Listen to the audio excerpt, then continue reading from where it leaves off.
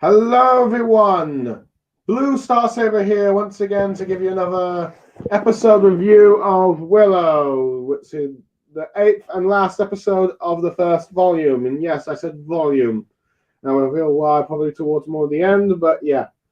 But anyway, the last episode, The Children of Worm, and all that stuff, in which the episode follows up last time where Allura and Kit, are reunited with Eric, the boy they both come to the man they both come to save. One because of the family, and one because she's in love with him. But yeah, let's see how do we respond to his newfound look and attitude. Well, we're about to find out. So anyway, the two realize it's him, and they realize that something is different about him. And I do like the fact that they're being immediately suspicious because of the whole thing, especially when Eric talks about how he knows that Dove is actually a law and all that stuff, and how the woman called Lilith or Lily or something. The woman who called herself Lily last episode ends up revealing to him after when he showed him and all that stuff, and he's seen the truth and all that stuff, and the way he talks about her, reminds, I think, Dove probably how he talked about her, and I think this is start to be where she starts to get very suspicious, and I think this is where she starts to question her relationship to Eric and all that stuff. So yeah. They're probably ready to just drag him out and all that stuff, but I believe the Gales, show up. Let's see, all four of the Gales. The Scourge, the Doom. Let's see, the Lich, and the Dag and all that stuff. I think all four of them are alive. Or actually, maybe the Dag is actually dead. It was killed by Graydon in the last episode and all that stuff. So it might, let's see. Because I do recall seeing like at least three of them. It's possible that the Dag has been killed, but I just couldn't. Well, actually, I only saw three, so yeah. So yeah, the Dag's probably permanently dead. A shame, given a shapeshifter. I don't know. Wish I got a bit more time to see these beings, but okay. I think they're probably going to be more later down the seasons, but yeah. Seeing as they have no choice to go, let's see, with the temp, let's see, as the one called Lila, let's see, Lila, let's see, says that they have a choice of whether or not, let's see, to accept the reviews like Eric did. Let's see, they decide to just go along with it now. Meanwhile, let's see, Willow and the rest are just up on the cliff, wondering what to do. Jade wants to jump. Let's see, let's see, sorry, my mistake. Let's see,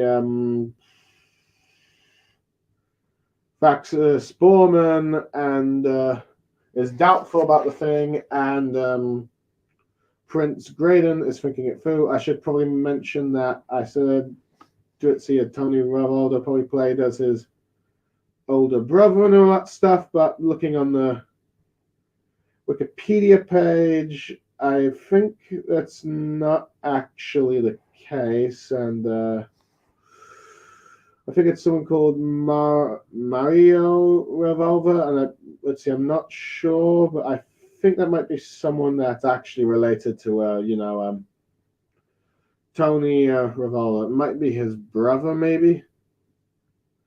I mean, I'm not really looking at the guys. I haven't really got his Wikipedia page. I don't really have like his wiki page and all that stuff. Oops, hold on. It looks like my let's see, Chromebook just froze just a little bit. Sorry about that, people. Let's see.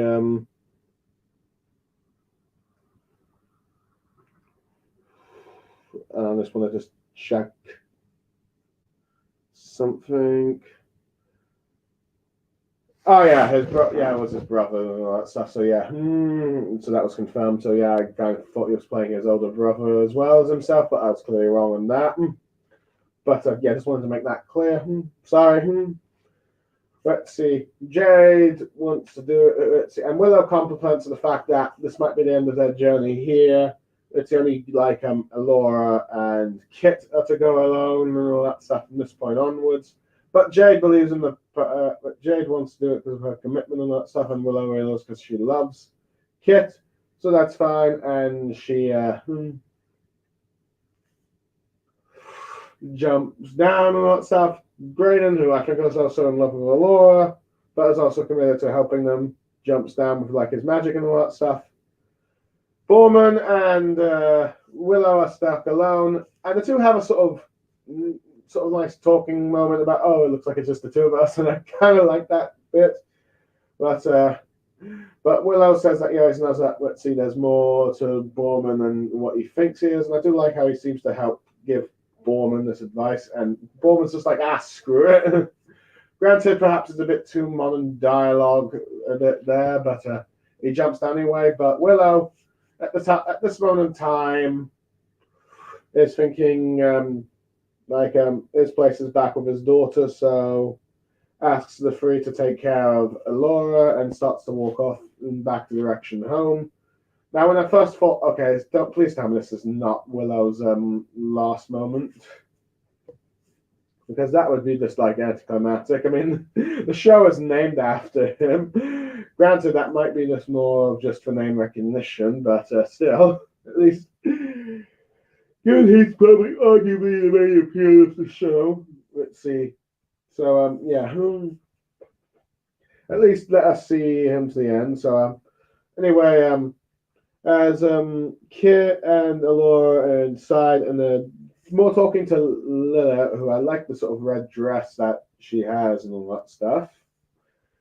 Explains how, and as her and Eric try to explain how the new world they're bringing will bring everything everyone what desires, a new age, one that will prosper everyone. But so you have sort of Kit and Alora talking, giving a moment talking about what to do and all that stuff they don't know. But see, they don't really like the sort of nectar stuff that Eric's explaining, which he does explain in a very creepy kind of way about, like, mother's like what you'd like inside your mother kind of thing, when you're inside your mum's stomach. But yeah, the nurturing what a mother does. Well, actually, more of the nurturing what a mother does, but still, he does say in a kind of gross, creepy way. A bit of the modern day humor, I'd say, with like the what to do stuff, but I can see why the two are talking about it, what to do, going between back and forth and what to talk to Eric. Eventually, seeing no other option as to just go through the thing just briefly and just accept it. And see if the woman will keep that her if like the mysterious woman that they have there, which I think at this point is revealed to be the crone, or at least hinted at. I mean, granted, I did recall that might have been the identity of her. I think when she first appeared up, let's see, in the cliffhanger of episode 6, I think. At least I recall from my review, but could be wrong. At least that's one of the theories I had. But yeah. So they go into the mist thing. Meanwhile, let's see, Graydon, Jade, and Mad Motican start to arrive and all that stuff. A bit of an awkward joke where, let's see, Bowman says, so are you guys going to make out? Which is like, on one hand, I kind of find it funny, but at the same time, kind of like, it's like a first kind of funny, just out of place it was, but at the same time, I feel like, okay, that might be going a bit too far with, I don't know, the way, at least I interpreted that joke, but I could be wrong. I don't know, maybe I need to get my mind out of the gutter. But yeah. But let's see, but eventually, of course, Borman has an idea of what they're going to do. Of course, we cut back to where Alora Kita, and they see the sort of like magic garden where everyone's dressing fancy and all that stuff. And there they see like of course, Eric's there, and apparently Queen Sorsha. It's nice to see actually appear again because, like, I was assuming that we're only going to see in the first 2 episodes, but granted, this is an illusion, but still nice that they actually brought the actress back at least one last episode and all that stuff. At least for this season. Hopefully, she'll play more of a prominent role in what let's see in the next few seasons, but I'll get to that in a sec. But yeah. So, and apparently this appears to be Laura's wedding with Eric and all that stuff as she's dragged away while, let's see, you have Kit talking with Sasha, and she's got like this sort of daughter-mother conversation going on and all that stuff. And meanwhile, Kit, as the, let's see, Mormon's group, as she bring up, let's see, from running from like the stormy clouds kind of thing. They first try to do dirt to stealth thing because he knows like they're probably expecting them here, so they might as well do the thing. But Graydon and Jay's like, you know, it's good. We're just gonna walk in and all that stuff, and it's kind of funny. So yeah, so that kind of works, I think. Granted, but yeah, granted, of course, it really depends on how you feel about the dialogue here. I thought it was funny enough, but as the dust clouds get closer with like one with like a mad face kind of thing, like you saw like the first Mummy movie and all that stuff. They tried to desperately open the door, but then turned to stone, and I was like, it does show you guys kind of tension. It's like, oh my god, don't turn to stone. Granted, you probably know that they're going to be all right later, but yeah, but that's probably spoilers. Anyway, we get a nice we mostly get a conversation next with Kit with her mother, and arguably probably the conversation that she always wanted her mother about, like, I'm sorry I tried to make you into a princess, it's not really, or queen, it's not really what you're supposed, let's see, I was trying to make you kind of like let's see what you wanted to, let's see, what I thought you needed to be for the sake of duty and stuff, but you're more free-spirited, and you want to be who you want, and let's see, choose the adventure in life you want with who you want, and we see like a image of Jade there, and you can, let's see, I should mention during the whole, and during this also you have talking to, let's see, Laura, and he talks about how with the power of the crone and the worm and all that stuff. Let's see, it could be back before she found out she was a Laura, before those people that she met that died for her and all that stuff. And you see the sort of like the sort of each holding a cup from the drink from the abyss thing that Eric drank earlier. And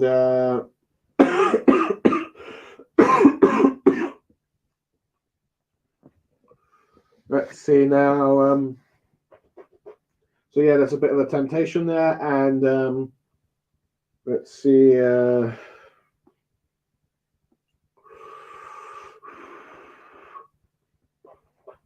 Let's see. Let's see, and it looks like at first they're both going to take it, or well, at least Kate is going to take it. But then she is the voice of her father, once again voiced by whoops. Let's see, Jack Kilmer of Val Kilmer's son and all that stuff, telling her. Let's see, that let's see, this is an illusion and a lie and all that stuff, that she must protect the law. You have Kit doubting her and asking where he was and all that stuff, but you have like Mad Martigan's voice telling her how he's always is proud of her and always believed in her, and that he'll always be with her and all that stuff. Let's see. That she first doubts herself and all that stuff, saying she's not her, but he says, of course, you're better. Now granted, you'll be now granted. Well, pretty certain most of the fandom will say, nah, Mad Martigan is much better than any of the characters in the show, particularly ones that dislike this show. But I think it probably makes sense that a father would, of course, say to their kid that you'll be better. And I suppose I do like that little thing. And if this is the last we're going to see of Mad Martigan, or if we're just going to have Mad Martigan as the voice, given the condition that Val Kilmer is, unfortunately, that's fine. Have him as sort of like a voice as an Obi-Wan like ghost thing. Let's see. Or Obi-Wan Qui-Gon force like ghost-like thing. Perhaps always giving advice to his daughter when needed. But who knows? But yeah, but she's able to resist the temptation. Unfortunately, the crone stops her, mocks her, comments how it's disappointing how she couldn't get both of like I believe Balmora, I think. Yeah, I believe it's let's see, Bavamorda's grandkids, but decides that let's see if she just needs Eric and just decides to get rid of Kit, and she ends up turning to stone herself, seemingly look like she's dead as well. Anyway, you get which is like this sort of builds tension because apparently Elora seems to have joined, but took in the drink and is now going to be fully with like Eric and all that stuff. and all that stuff, but yeah. It's like the shield and the sword that's supposed to protect Elora, which is Kit. That's one thing I forgot to mention with Mad Mardigan, which I do like that. Okay, it's like Kit, the one that's been the most doubtful of Elora, is now actually the one that will be her like knight in shining armor, if you will, but of course not in the romantic sense. But yeah. Granted, I did recently read a review saying that it might have been better if Elora and Kit were more of the romance castle than having Jade along the ride, but I'll get to that a moment later. Anyway, so yeah, you have, let's see, Laura, let's see, apparently about to have a, let's see, wedding with a kiss with Eric. He says some smooth talking words, call her Dove and all that stuff. It looks like they're about to kiss and all that stuff. You see, during the whole thing, you see like all of Elora's friends there, except for Willow. And I think she gets a bit of a doubt kind of thing there. But, yeah. But just about when the sort of kiss is about to happen, and you see some of the light and Elora being, like her soul being drawn out to Eric, she decides that she's not going to marry Eric. She's sort of like, doesn't feel like she's in love with him anymore, and doesn't really like the man that he's come to be and all that stuff. It's a sort of bit of a modern dialogue thing, and I feel like it kind of weakens it a bit, but I do like the fact that she's decided that, you know what, maybe this is not who I want act for, all that stuff. Rejects the crone as she gets angry, saying that you already accepted, but she chooses who she wants to be and all that stuff. And as the crone starts to get sort of the fate of the crone starts to disappear, you see the more elderly lady and all that stuff there. Let's see, you see Willow shows up talking about who Elora Dawn is. And I think says you're in big trouble, and I don't think it was actually at Elora, but at the crone. But Elora is just happy that Willow is there and all that stuff. And the whole, let's see, trance thing is broken. She's free. Everyone else has also been depetrified by the stone thing. And you see Eric and the crone as she starts to transform into a sort of more like monstrous, like witch hag, if you will. I quite like how the transformation, the effects are really good in this episode. I'd say they're probably the best in the season. It seems that they really saved the budget up for this one. So yeah, so that was kind of cool and all that stuff. And the three girls come in, the ones that are still alive, I think. And let's see, they're with like and they battle it, and you see the two sides battle it out. Let's see, for a bit.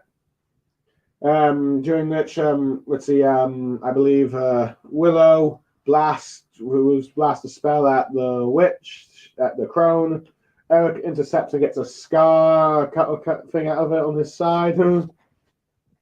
Incapacitated for a bit.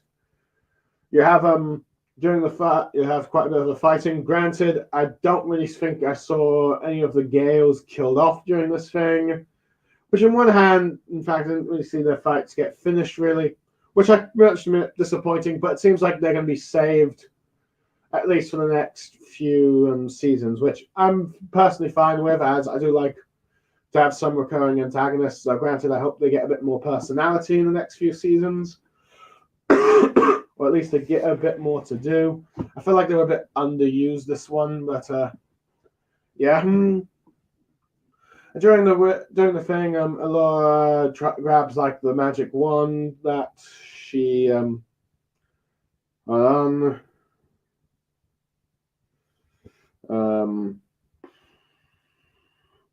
Let me just get the let's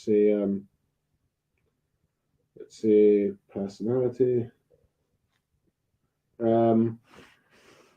I should probably mention that during this whole thing, I think no, hold on.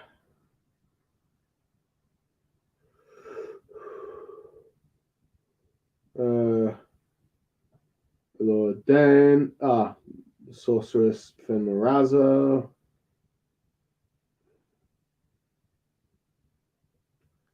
Let's see, her wand.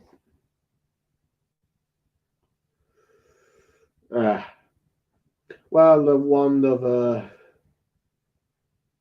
trying to remember. Let me just search it up quickly.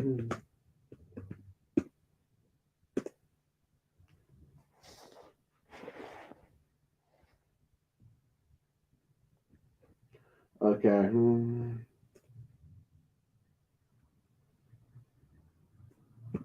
The wand in Willow.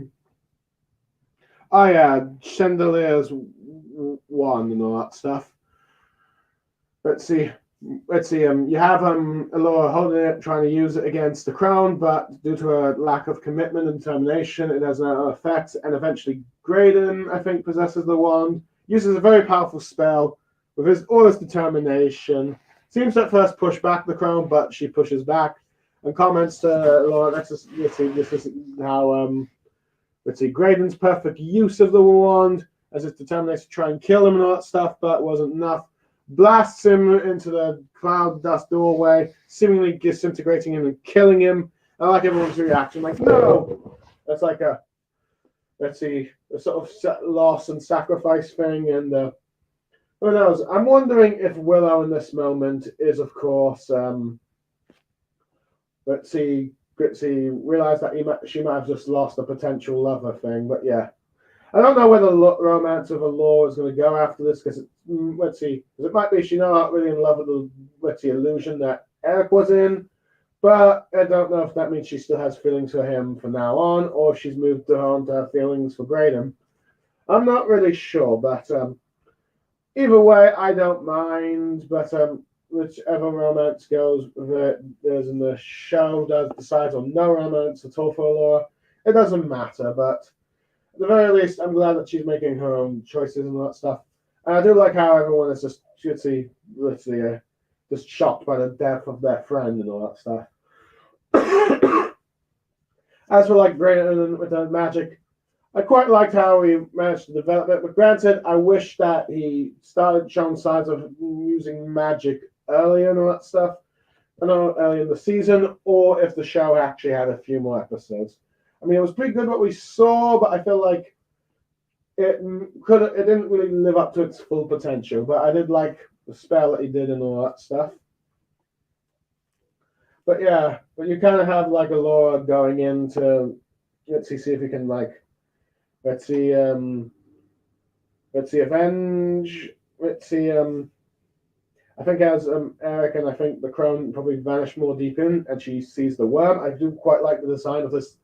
Further in you go, and you see the bit of the worm, this old stretch thing. I thought it was really good design for a television, for a Disney Plus series, and a pretty good budget here, and all that stuff. And the fact that, but yeah. Anyway, as Willow is going to hold off the Dark Army outside, Borman also decides to do it, but gives the armor to like the armor that he's been searching for this entire time. The let's see, hold on, let me just find what it is. Let me just the Lux Arcana. Let's see, the armor to Kit, and the activating tool to like a Jade,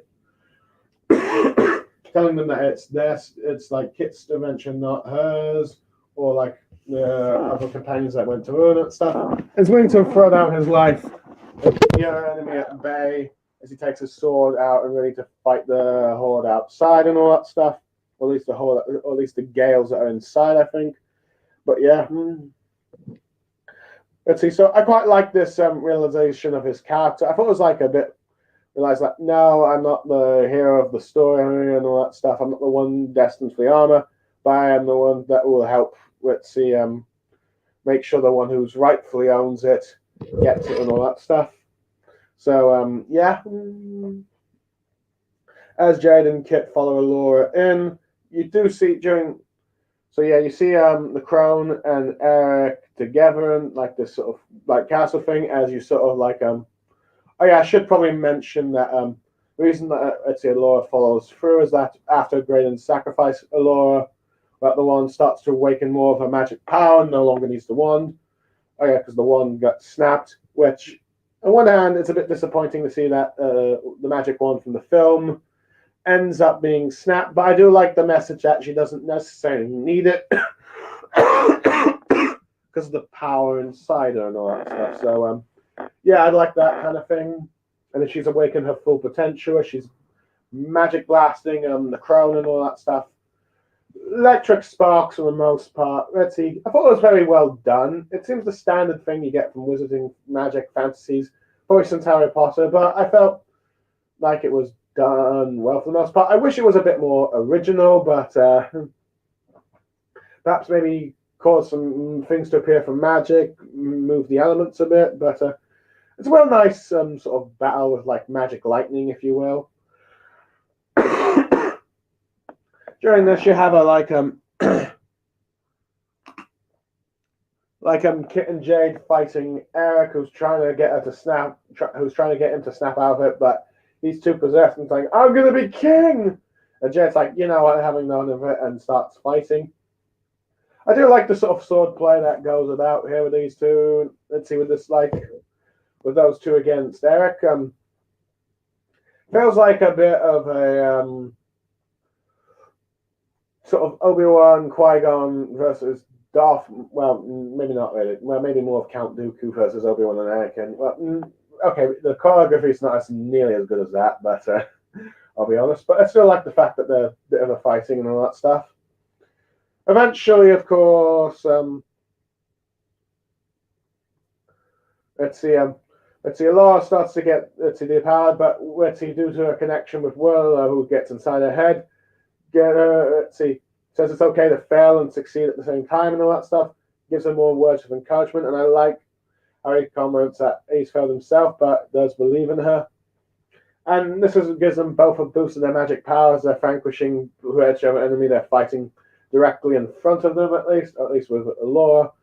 I see Willow, I think, is a bit off screen. And it looks like she's dying, and you see Eric like, no, no, no. And everyone sees the old bagged version, or at least Jane and Kit does. And but the Crone decides that this is always what's planned, as she kisses Eric and transfers all of her power into him. And on one hand, it's like okay, so it's like I kind of see what I like, it going, but I'm disappointed that the final fight isn't actually Laura versus the Crone, but we did get that fight, and she did. Let's see, you end up beating him, so that. But yeah, but now it's like possessing Eric, and he's becoming much more powerful. And this is where Jade unlocks the key.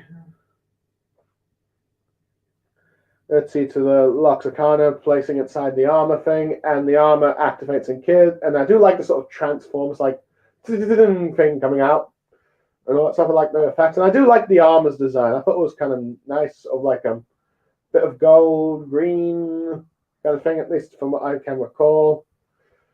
All around it, let's see, covers around her all except for the head, because, well, you know, actor. You want to see the actor's head and all that stuff. And she ends up drawing a sword out from the thing, and they clash for a bit. And she eventually defeats Eric, who says like, "Oh, you're gonna be king" and all that stuff. But it's like she's willing to realize that she's about to do the ultimate sacrifice and all that stuff, thinking what her father says, let go of what you love most and all that stuff. And she's about to willing to kill her own brother to protect Alora, but Alora tells her not to. I believe there's another way. On one hand, let's see, and Willow breaks the top of his staff to give the sort of magic stone in it to like Kit to help cure Eric if his voice can reach and all that stuff. And as she talks to Eric, talking about all the time, and we see flashbacks all the time when they were younger, playing together, eventually breaks free. On one hand, I have mixed feelings of this. On one hand, I do think it's a bit of there were some nice touch flashback moments with, like, let's see, Kit and Eric. Well, stuff. Granted, I wish we had more of these flashbacks throughout the show, just to see a bit more of the sibling bond to build up to this moment. But let's see. On one hand, it is a nice moment between the siblings when they're reunited and Eric is free from the curse and all that, from the possession and all that stuff. On the other hand, I feel like there was a missed opportunity of like Kit doing the great sacrifice of killing her brother for the sake of Alora and how that might help her growth in her character and all that stuff. But I think that might. But I wonder if that might be the directions the show doesn't really want to go too dark into and all that stuff. As this is more of a fantasy show, it is basically more light-hearted movie and all that stuff. So there's that. But let's see. I do like how Willow is willing to give up his magic stone and his staff to thing, but something tells me he no longer needs it and probably can channel more magic out from himself, as I think he probably also now believes in himself now, but we'll just have to wait and see. But yeah, the group of companions and all that stuff are all together again, with the exception of Graydon, which they all, let's see, won't forget his sacrifice, and I think even Kit talks about how he'll talk about how, trying to tell everyone how he was brave and all that stuff.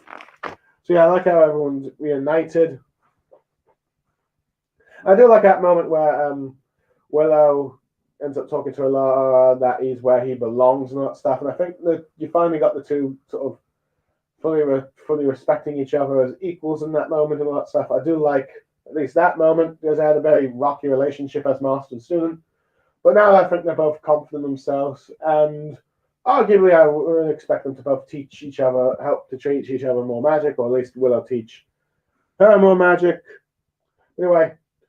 But it seems like, anyway, with the loss of Graydon, Eric is now going to join their group, which is commented on by Borman. It says, I hope you're ready for this party, because he comes out from the thing, seemingly beating the enemies. I'm not sure if the Gales are dead or not, but I'm hoping they're not, and they are a thing, or at least all the henchmen that was there were beaten.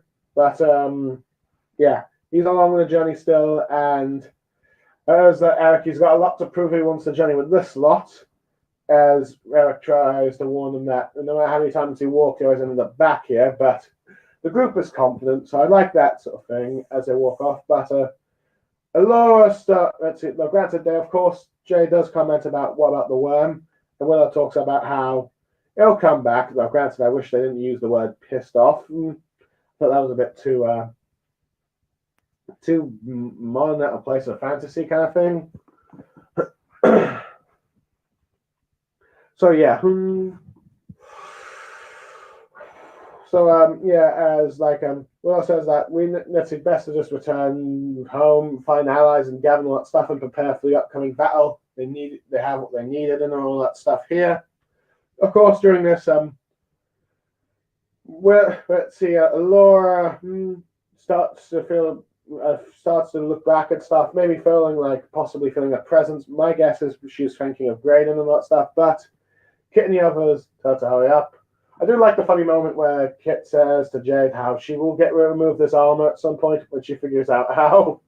So yeah, it's like she's still got a lot to learn in the armor. So yeah, perhaps she will learn a bit more tricks about it. But yeah, it'll be fun to see more of what that thing can do. But yeah. Anyway, the end of the season ends with let's see, Graydon revealed to be alive, which I think many people probably suspected that once he was disintegrated, blasted into the cave thing. He's in a pile of bodies, and it looks like Alora's vision, and he does see Alora, but a more sort of gothic black, let's see, a black armored one with like let's see, shorter hair and all that stuff. I should probably mention during the wedding with Alora, which I will admit I did like her wedding dress that she had. Her hair was blonde again instead of the red one that it came after like more of her powers came back, sort of showing the sort of illusion a bit there. But for what like the illusion of Eric was offering him. Oh yeah, I should have probably mentioned that during the fight, Laura said to her, let's see, Kit, that I decided not to marry your brother, which she says that's great. It's like I want see, probably thinking not that she doesn't really want let's see, Laura as a sister-in-law or something like that. I think, but probably like given how her brother was acting at the time, probably for the best. But who knows? But yeah, but but this evil version of Laura says that this is a new age to Graydon, and she's going to rule it and all that stuff, and wants him by her side. As we see an army of monsters, including the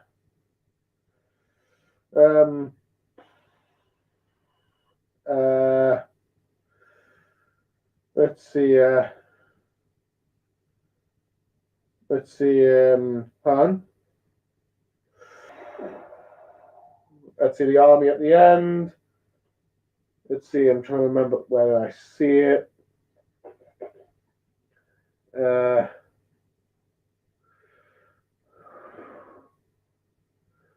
Let's see. Oh yeah, the Aborskaris, and you see a Boriski, the dragon-like monster-like creature that's named after Z. Skill and Ebert to film critics that didn't really like the film. Probably because they didn't like being named after a dragon creature, even though I think that was more of a homage to them. I mean, I didn't know that General Kale was actually named after a critic that really did not like George Lucas's Star Wars movies or Indiana Jones at the time. So, yeah. They have a whole lot of monsters in that dragon thing, and I do like the nod to that. And I really like, and again, the effects are very well done here. Being not to see if they're all practical CGI, but it's really well done. But yeah, it's like this whole heart and all that stuff as you see Graydon looking on, ending the episode. So yeah, it's clear that Graydon is, my guess is he's going to be possessed, but he's going to be end up accepting the illusion and be possessed because, well, he's falling to the temptation and all that stuff, and I think it's because of his own feelings for Elora. So yeah, he's probably going to be like the possessed dark wizard for at least the next season. Granted, I should probably mention as the credits and all that ends, we've got the first book of Willow with like all the pages of all the characters that we saw. As the book closes and goes in, we see at least, as it's revealed to be volume 1, and we've got at least, and next to it is 2 more volumes and all that stuff. So yeah, at the very least, we know Willow is going to be a 3-volume series. So yeah, I do like how the Witsy group departed for the next adventure to get back. I do like how we got this cliff of like Graydon clearly going to be tempted of like let's see the worm of like being tricked into thinking this is what Alora wants him to do and all that stuff. So he's going to be the new bad guy for the next season.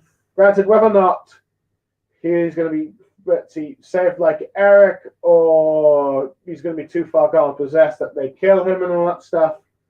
Now, I'm really curious to see how the romance, not to mention there's a whole sort of love triangle between Elora, him, and Eric. So we'll have to wait and see about that. But who knows? But it is interesting, but yeah.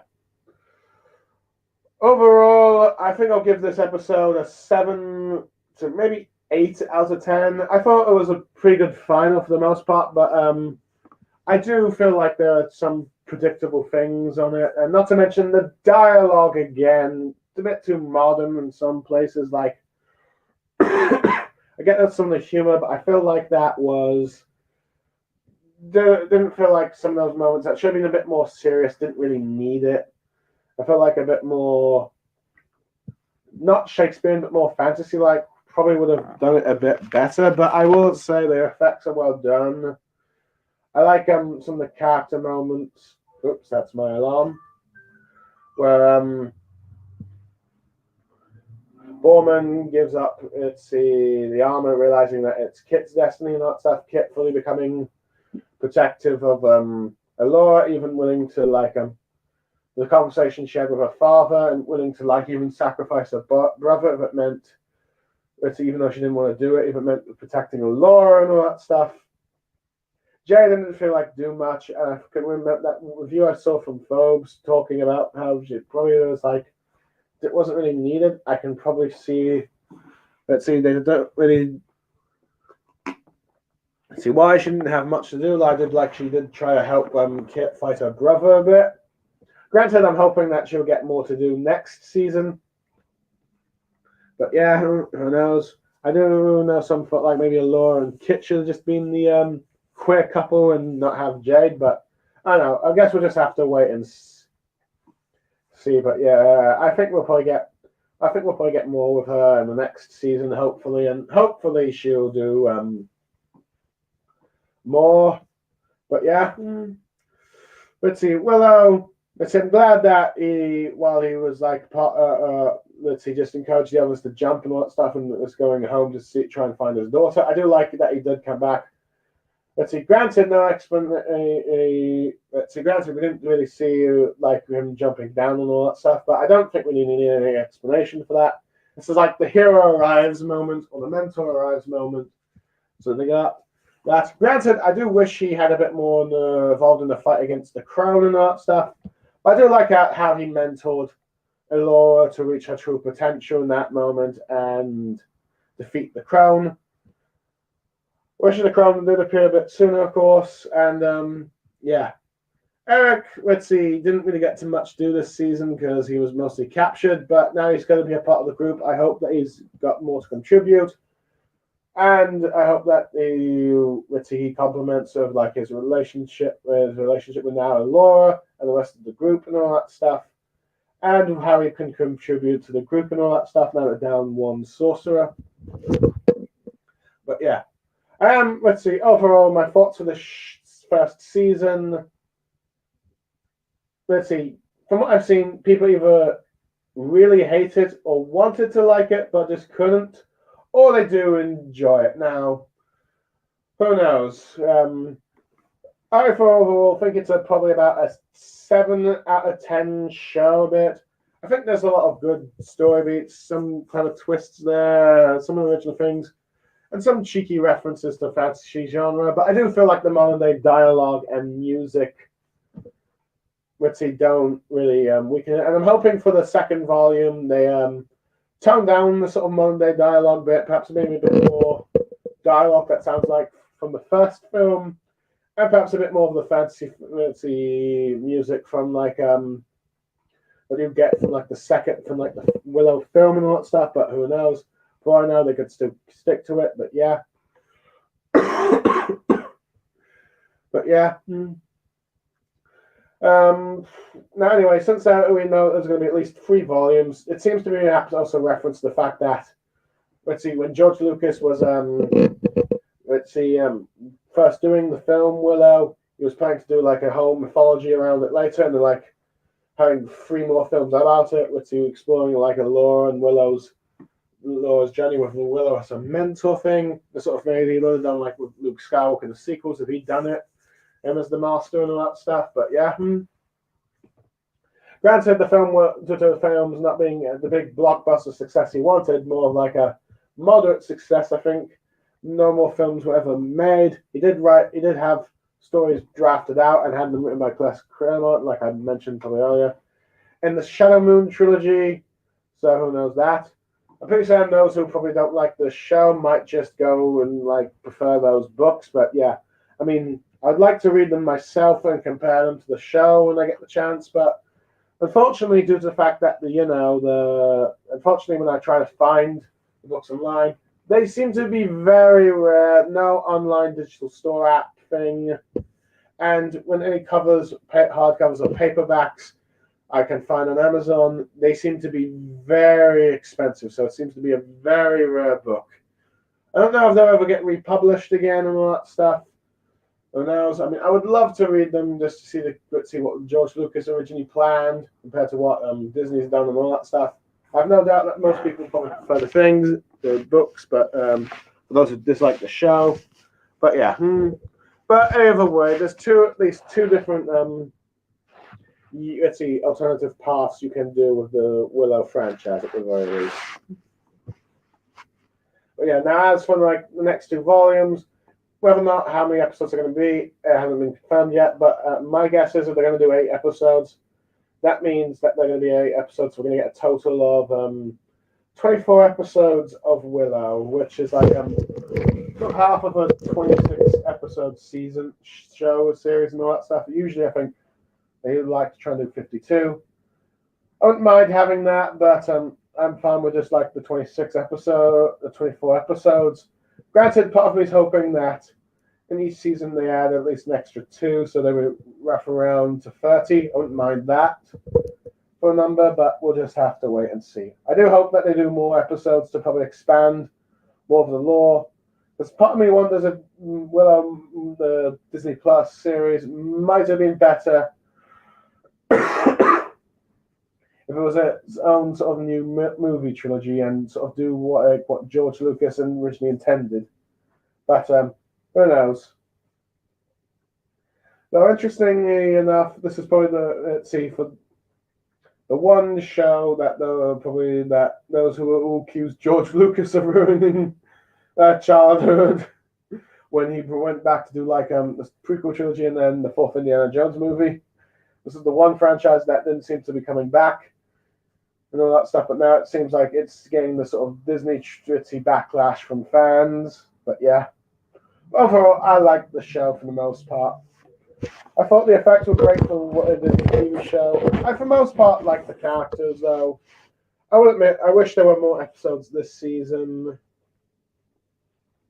to flesh them out a bit. But yeah, I think it's a okay start. Let's see, solid. Let's see. Most of the episodes are about nothing like I'd say. Maybe I gave one episode a 9 out of 10, but most of them are like at best 7. Let's see, 7 out of 10. Maybe a few 8s from what I can recall. But yeah. Well, granted, I think most people might disagree with that thing. But yeah, for the most part, I enjoyed the show. So yeah. And I'm curious to see what they're going to do for the second season. And I'm hoping that there will be some improvements. Probably tone down on the modern music and maybe even modern dialogue. And maybe improve in time. I mean, granted, let's see. I mean, the animated shows from Lucasfilm always end up getting better after the second season and all that stuff. And I'm hoping that will be the case with the live action shows. They didn't have to a rocky start, but who knows? We'll just have to wait and see. But overall, yeah, who knows? So that's all I'm going to have to probably say for now for Willow. I've probably gone on a bit too long with this review, but for those who listened in, even if you just listened in piece by piece, or you just listen to this in the background later, I hope you enjoyed what I have to say. Let's see. And I'm looking forward to I'm at least curious to see when Volume 2 finally shows up. But overall, I'm Blue Star Saber, signing off. Thank you for listening in, and goodbye.